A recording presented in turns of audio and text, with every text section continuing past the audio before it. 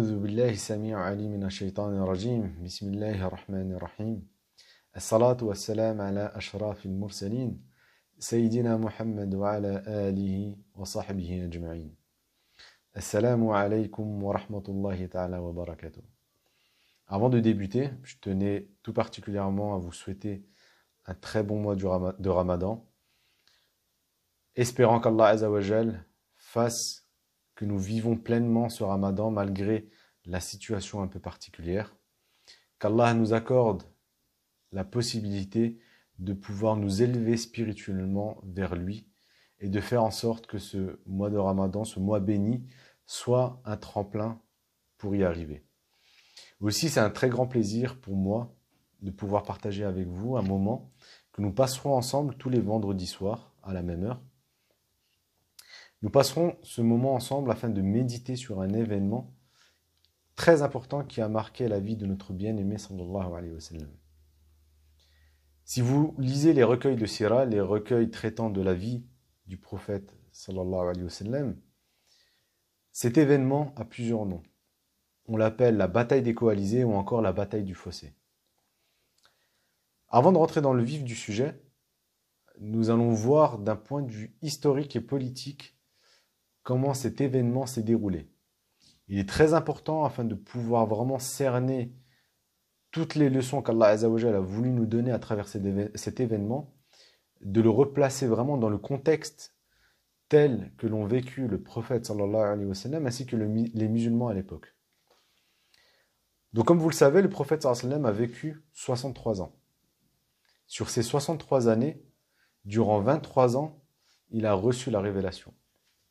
Lorsqu'il reçut la révélation, il vivait à ce moment-là à la Mecque. Donc c'est de cet endroit où il débuta sa prédication. Seulement lui et les personnes qui le suivaient furent persécutées. Grâce à Allah, après avoir prêché durant 13 ans à la Mecque, le prophète sallallahu alayhi wa sallam ainsi que les musulmans purent alors émigrer vers une ville qui s'appelait à l'époque Yathrib. Cette ville d'ailleurs changera de nom avec l'arrivée du prophète sallallahu alayhi wa sallam ainsi que les musulmans, et Yathrib deviendra Médine. Les polythéistes de la Mecque, on peut penser du fait qu'ils se sont débarrassés des musulmans qu'ils allaient les laisser tranquilles. Malheureusement, les polythéistes de la Mecque vouaient une haine profonde envers le prophète sallallahu alayhi wa sallam ainsi que les musulmans. Aussi, malgré l'émigration, les polythéistes tentèrent à plusieurs reprises d'exterminer les musulmans en leur déclarant la guerre. 5 ans après l'hégire, après avoir écrasé les Mécois durant la bataille de Badr, les musulmans ont éprouvé beaucoup plus de difficultés lors de la bataille de Uhud. Je pense que vous connaissez pour la plupart les détails, que ce soit pour la bataille de Badr, la bataille de Uhud, notamment pour Uhud avec l'abandon des archers par rapport à sur leur position, et donc les musulmans sont fait prendre à revers, etc. Donc ils ont perdu un peu toute l'avance qu'ils avaient. Pour tous les détails, vous les retrouverez très facilement sur les livres de Sira. Pensant qu'ils étaient fragilisés, les ennemis des musulmans s'allièrent et mirent ainsi en place une coalition afin d'en finir une bonne fois pour toutes avec les musulmans. En somme, ils étaient 10 000 militaires qui vinrent aux portes de Médine afin de massacrer toute la population de Médine.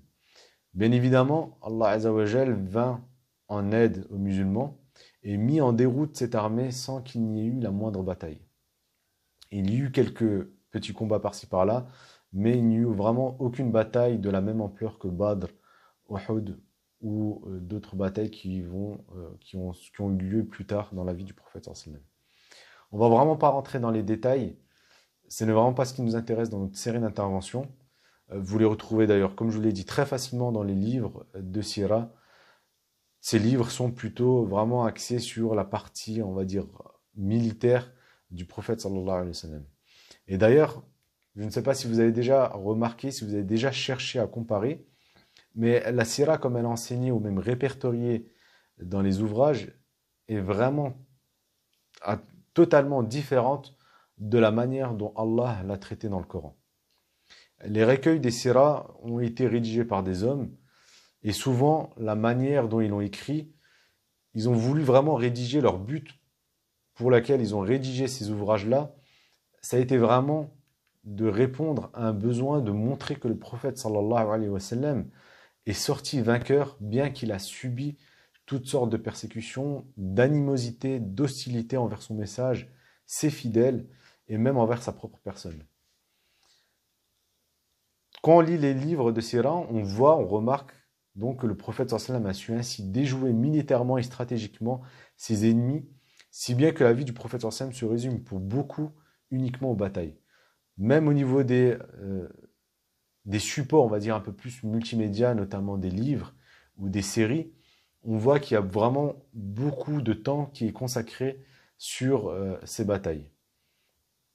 Mais si on prend le Coran maintenant, on remarque qu'Allah a abordé la vie du prophète sallallahu alayhi wa sallam d'un point de vue qui est totalement différent. Il a abordé la vie du prophète sallallahu alayhi wa sallam d'un point de vue éducatif, afin que les musulmans vivant à ses côtés méditent sur ce qu'ils vivent et qu'ils en sortent beaucoup plus forts. Mais aussi pour que les générations futures méditent sur les leçons à tirer de leurs épreuves, afin qu'ils grandissent et mûrissent. Et c'est ça qui constitue vraiment un des plus grands miracles du Coran. Le Coran est une parole, c'est la parole d'Allah Azza wa Jal qui est lourde de sens et riche d'enseignements, et qui profite vraiment à toutes les générations jusqu'au jour de la résurrection.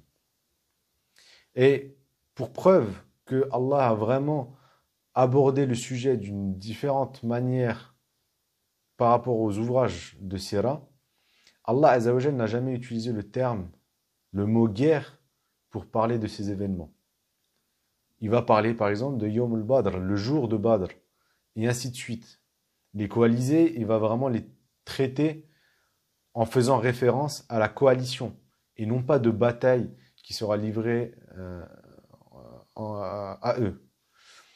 Et ce sont les hommes qui ont plutôt réduit ces événements à de simples batailles, avec comme seule conclusion à en tirer que les musulmans en sont sortis vainqueurs. Aussi, pour que nous puissions vraiment tirer tous les fruits de cet épisode très important de la vie du prophète sallallahu alayhi wa sallam, on va vraiment exclusivement, uniquement nous recentrer sur le texte coranique. Bien évidemment, pour un peu plus expliciter, pour rendre la chose un peu plus compréhensible, comme je vous l'ai dit au départ, il faut toujours resituer, remettre l'événement dans le contexte. Donc nous allons aussi nous aider de support des livres de Sira, des hadiths traitant de ces événements, afin de pouvoir replacer le contexte, mais ça sera surtout pour pouvoir illustrer, pour pouvoir mieux comprendre la leçon principale qu'Allah Azza wa Jal nous a donnée dans le Coran. Il faut aussi qu'on médite sur les versets qu'Allah nous a révélés pour nous arrêter sur les termes qu'il a employés. S'il va utiliser tel terme plutôt qu'un autre, ce n'est pas au hasard. Il faut qu'on comprenne pourquoi Allah Azza wa Jal a utilisé ce terme et pas un autre qui serait un peu plus communément, plus commun, disons, dans le langage humain. On va aussi essayer de s'arrêter sur les situations, sur les dialogues qu'il a choisis pour parler de cette épreuve terrible qu'ont subi les musulmans.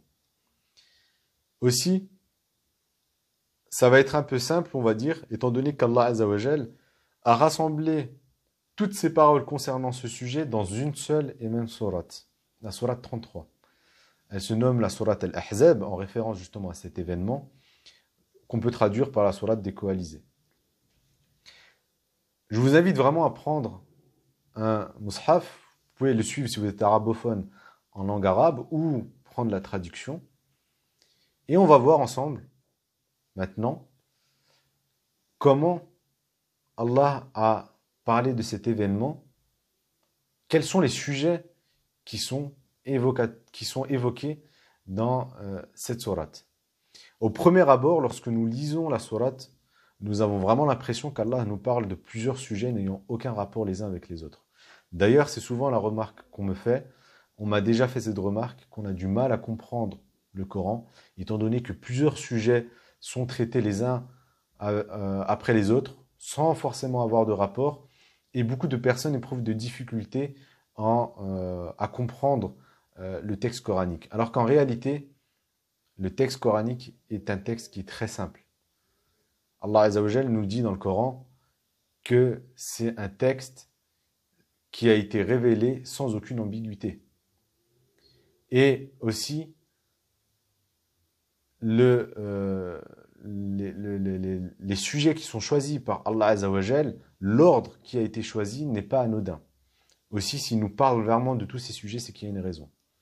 Donc, si nous prenons la sourate Al-Ahzab, on se rend compte qu'au début de la sourate, Allah Azza wa Jal interpelle le prophète sallallahu alayhi wa sallam, puis nous parle d'une formulation qu'il a condamnée. On le retrouve dans la sourate 58 où Allah Azza wa Jal condamne ce type de formulation qui était utilisée par certains Arabes pour divorcer. Puis il nous parle de l'adoption, puis des prophètes doués de fermeté. On peut traduire par prophètes doués de fermeté, c'est ce qu'on appelle les 5 Ulu al-Azm, donc les 5 prophètes doués de fermeté. Et ensuite, il aborde dans une longue partie l'événement des coalisés. Puis Allah s'adresse aux femmes du prophète sallallahu alayhi wa sallam par l'intermédiaire de son messager, puis du mariage du prophète sallallahu alayhi wa sallam avec l'ex-femme de son fils adoptif, Zayd ibn Haritha. Ensuite, s'adressant aux compagnons, il leur enjoint de ne pas faire preuve d'impolitesse vis-à-vis du prophète sallallahu alayhi wa sallam en abusant de son hospitalité. Et enfin, il conclut par la calomnie qu'avait subie Moussa alayhi salam et met en garde les musulmans de ne pas être comme ces calomniateurs, mais de faire preuve de sagesse avant de parler. Voilà vraiment tous les sujets abordés tout au long de cette sourate. Et comme je vous l'ai dit tout à l'heure, il est vrai que si on le lit si on lit cette sourate de manière linéaire, à première vue, rien ne lit ces sujets. Et pourtant, il y a bien un fil conducteur.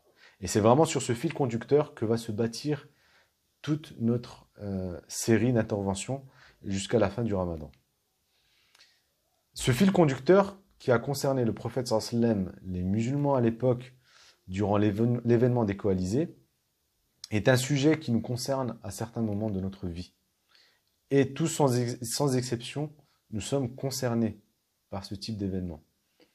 C'est un sujet qui concernera les générations futures et même un sujet qui nous concerne directement depuis quelques semaines maintenant. Cette leçon de vie qu'Allah veut nous enseigner est tout simplement la gestion de crise. Allah nous donne les clés afin de pouvoir surmonter toutes les situations. Et il va illustrer justement en nous donnant la pire des situations. Et imaginez-vous, une fois de plus, comme je vous l'ai dit, il faut qu'on se replace sur dans le contexte. Et quelle pire situation que d'avoir 10 000 guerriers sans pitié aux portes de notre ville, prêts à nous attaquer, risquant de nous tuer, ainsi que nos enfants et nos familles. Et d'ailleurs, pour illustrer et faire prendre conscience aux citoyens de la gravité de la situation que nous vivons actuellement, le président de la République, ainsi que plusieurs dirigeants, ont pris comme comparaison la situation dans laquelle nous sommes à un état de guerre. Pourquoi ils ont pris cette image d'état de guerre? Tout simplement parce que l'image d'être en guerre à la portée de l'ennemi est l'image la plus parlante qui soit. Aussi, Allah Azza wa Jal va utiliser cette réelle situation de guerre qu'ont vécu le prophète sallallahu alayhi wa sallam ainsi que les musulmans afin de transmettre les clés pour y faire face. Je ne sais pas, peut-être que vous êtes encore un peu étonné que je vous dise qu'il y a un fil conducteur. Après avoir lu et relu, on se dit que vous avez peut-être du mal toujours à vous trouver qu'il y a un fil conducteur par rapport à ces sujets, voire même que vous ne voyez pas en quoi la gestion de crise a un rapport avec tous ces sujets. Aussi, je vous invite à lire, relire, méditer sur cette sourate.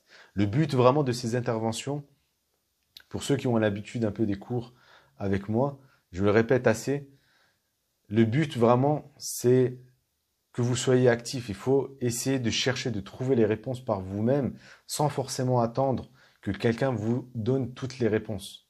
Aussi, je vous invite vraiment à lire et à relire cette sourate, à vraiment méditer dessus. Et je vous donne rendez-vous la semaine prochaine, Inch'Allah, même heure, afin que je vous dise en quoi tous ces sujets sont liés par la notion de gestion de crise.